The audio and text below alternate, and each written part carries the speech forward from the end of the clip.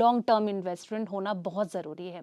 क्या आप मानते हैं कि अगर मार्केट डाउन हो रहा है, जो जिन्होंने लॉन्ग टर्म के लिए निवेश किया है, वो थोड़ा फ़ायदे में रहते हैं? बिल्कुल फ़ायदे में क्यों रहता है कि अगर मान लेते हैं कि अगर आज मार्केट चल रहा होता और रिटर्न से जो आपकी एक्सपेक्टेशंस ज़्यादा थी, जितनी एक्सपेक्टेशन थी उससे ज़्यादा रिटर्न दे रहा होता तो क्या आप उससे एग्ज़िट करते हैं? नहीं एग्ज़िट करते हैं क्योंकि आपने गोल बना रखा है कि मुझे 10 साल के बाद अपने घर को खरीदने के लिए मुझे पैसा चाहिए, राइट? तभी आप एग्ज़िट नहीं करते। अगर आज मार्केट नीचे है, तो आपके पास अपॉर्च्युनिटी है ज़्यादा इन्वेस्ट करने का, ताकि जो चीज़ आप महँगे रेट पे खरीद रहे थे, आज वो सस्ते रेट पे खरीद रहे हैं, यानी नंबर ऑफ यूनिट्स आपके बढ़ेंगे। तो ऑलवेज़ आप इन्वेस्टमेंट करते रहिए, बीच में मत रुकिए, क्योंकि गोल आपका 10 साल का है, 2 महीने, 3 महीने का नहीं है। ये जो वक़्त है ना, ये आराम से गुज़र जाएगा। सी वक़्त की यही ख़ासियत है कि वक़्त कैसा भी हो ना, वो गुज़र जाता है। आप अपने निवेश के साथ चलते रहिए, मार्केट को मत देखिए। मार्केट जब लगता है कि मार्केट में सेल है, तो निवेश को बढ़ाइए। मार्केट में जब सेल नहीं है, तो आप थोड़ा-थोड़ा परचेज़ करते रहिए, अपने मंथली हिसाब से परचेज़ करते रहिए। हुँ। सर, एसआईपी बेस्ट है? मतलब ऐसी सिचुएशन में क्या आपको लगता है मुझे लगता है ये कि ये मील का सेवेंथ पत्थर साबित हो ये सकता है? सेवेंथ वंडर्स है। हुँ। ऐसा इन्वेस्टमेंट आज के डेट में मार्केट में नहीं है, राइट? अपने पास में एवेन्यूज़ क्या-क्या है इन्वेस्ट करने के लिए? बैंक एफडीज़ है, आरडीज़ है, पीपीएफ है, एनएससी है एंड म्यूचुअल फंड्स है, राइट? अगर आप सबसे कंपेयर करते हैं, बैंक एफडीज़ में क्या रिटर्न है? 6 से 7% है, पीपीएफ में क्या है? 7% है, एनएससी में क्या है? 7% है। म्यूचुअल फंड ही एक ऐसा इंस्ट्रूमेंट है, वो 12 से जो 15। आपको लॉन्ग लंबी अवधि में 12 से 15% रिटर्न दे सकता है। आप डेट फंड में इन्वेस्ट करके, यानी आप बैंक एफडी में इन्वेस्ट करके इन्फ्लेशन को बीट नहीं कर सकते। पीपीएफ में इन्वेस्ट करके आप इन्फ्लेशन को बीट नहीं कर सकते। अगर आपको इन्फ्लेशन को बीट करना है, तो आपको इक्विटीज़ में ही इन्वेस्ट करना पड़ेगा, जहाँ पे आप इन्फ्लेशन से ज़्यादा रिटर्न बना सकते हैं। हुँ। सर, जैसे कि आपने कहा कि इन्फ्लेशन को बीट करने के लिए इक्विटी में ही इन्वेस्टमेंट किया जाना चाहिए। लेकिन कहीं न कहीं ये होता है ना कि मार्केट की कंडीशन पर भी तो ये डिपेंड होता है। अब जैसे आप कंपैरिज़न करें बाकी जो जितने भी आपने ये स्कीम्स जो गिनाई हैं, कि अगर आपको एफडी में इन्वेस्ट करना है तो 6 से 7% का रिटर्न तो ये मैक्स है।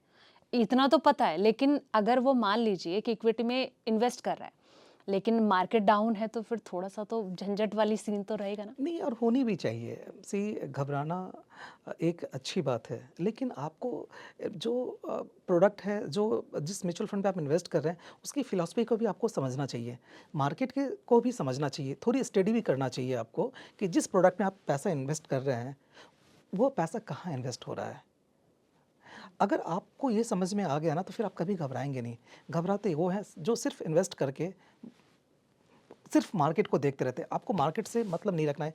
आपका जो फंड मैनेजर है, आपको उसे देखना चाहिए। जो आपके एडवाइज़र है, उनसे कंसल्ट करते रहना चाहिए कि क्या मार्केट कैसा चल रहा है, क्या चल रहा है, हमें अभी इन्वेस्ट करना चाहिए। हो सकता है कि कभी जब आपने इन्वेस्ट किया हो, उस समय वो सेक्टर बहुत अच्छा चल रहा हो, लेकिन आज नहीं चल रहा है। तो बीच-बीच में हर 6 महीने पे आपको अपने पोर्टफोलियो को रिव्यू करना चाहिए। अगर लगता है कि वो इन्वेस्टमेंट बहुत अच्छा नहीं चल रहा है, तो आपको स्विच करके किसी और सेक्टर में जाना चाहिए। जैसे अभी डिफेंस सेक्टर है, काफ़ी प्रॉमिसिंग अच्छा, सेक्टर लग रहा हुँ, है। बिल्कुल। ईवी सेक्टर काफ़ी प्रॉमिसिंग लग रहा है। तो कभी-कभी आप अपने पोर्टफोलियो को स्विच करने मतलब में कोई डाइवर्सिफ़िकेशन यस, ये बहुत ज़रूरी हो ज़्यादा हुँ, यस, ये बहुत ज़्यादा ज़रूरी है। हुँ। मतलब इसके क्या बेनिफिट्स हो सकते हैं सर? जैसे कि आप अभी कह रहे हैं कि ज़रूरी नहीं है कि अगर आपको एक ही जगह ही टिके रहना है, सी चेंजेस करने चाहिए। हुँ, आप हेल्थ चेकअप क्यों करती हैं? हम हमें ये नहीं पता कि हमारे शरीर के अंदर क्या चेंजेज़ हो रहे हैं। वो कब पता चलता है? जब हम हेल्थ चेकअप करवाते हैं, राइट? तो अगर आपका जो फंड है बहुत अच्छा रिटर्न नहीं दे रहा है, तो अपने एडवाइज़र के साथ बैठिए, उनसे डिस्कस कीजिए कि जिसमें हमने निवेश किया हुआ है, वो क्यों नहीं परफ़ॉर्म कर पा रहा है। अगर लगता है कि वो सेक्टर अभी इस समय के लिए उपयुक्त नहीं है, तो आपको सेक्टर चेंज करना चाहिए। आपको लगता है नहीं सेक्टर बहुत अच्छा है, बट अभी वो रिटर्न नहीं दे रहा है, तो आपको उसमें इन्वेस्टेड रहना चाहिए। हुँ। ठीक है, ये मतलब जैसे डाइवर्सिफ़िकेशन की हम बात करें यहाँ पर, लेकिन जो होता है ना न्यू बिगिनर के लिए आप क्या एडवाइस देंगे? क्योंकि अगर उसे इन्वेस्ट करना है और एसआईपी की एडवाइज़मेंट उसे मिल रही है, तो उसको किस टर्म कंडीशन को ध्यान में रखना उनके लिए चाहिए? जो बेस्ट है ना, हाँ। आप अपने पैसे को 3 जगह इन्वेस्ट कीजिए।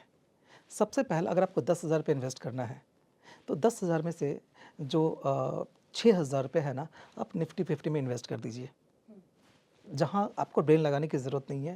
हिंदुस्तान की 50 सबसे बड़ी कंपनियों में आपका इन्वेस्ट होगा, राइट? 6,000 रुपये वहाँ पे एलोकेट हो गया, 2,000 रुपये आप मिड कैप फंड में लगाइए, जो हिंदुस्तान की टॉप 50 कंपनी के बाद जो 200 कंपनी है उसमें इन्वेस्ट होगा, और 2,000 रुपये आप स्मॉल कैप में लगाइए, जो आपको हो सकता है आने वाले दिनों में बहुत अच्छा रिटर्न दे जाए।